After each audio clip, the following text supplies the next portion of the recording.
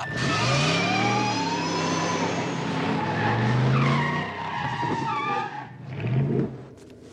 calculations are correct.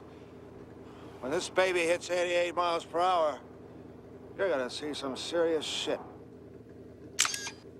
One of the things that Bob and I hadn't figured out when we wrote the script is exactly what was time travel going to look like.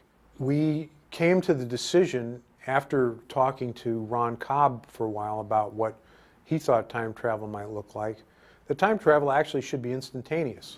There shouldn't be any sequence of watching somebody travel through time. He's in 1985 and he's in 1955. So then the next question was, what would happen to the time machine itself when it traveled through time?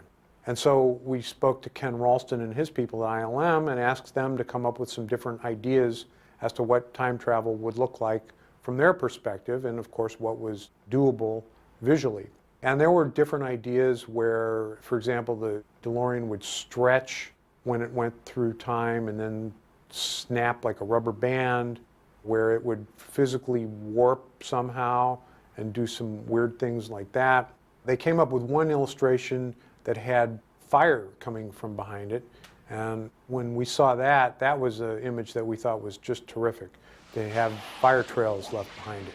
And we came to the idea that wouldn't it be interesting if it goes out hot and it comes back cold, just as something that would be interesting, memorable, and visually easy to do relatively. So that was the conclusion that we came to.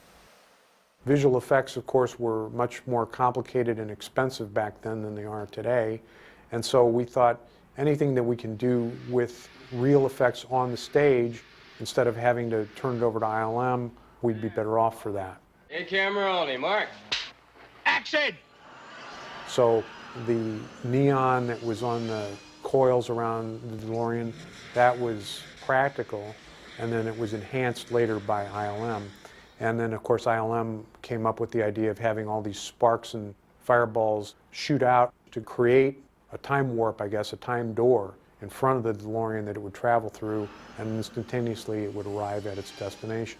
So it would leave the fire trails behind from where it left, and it would come through that portal cold and freezing.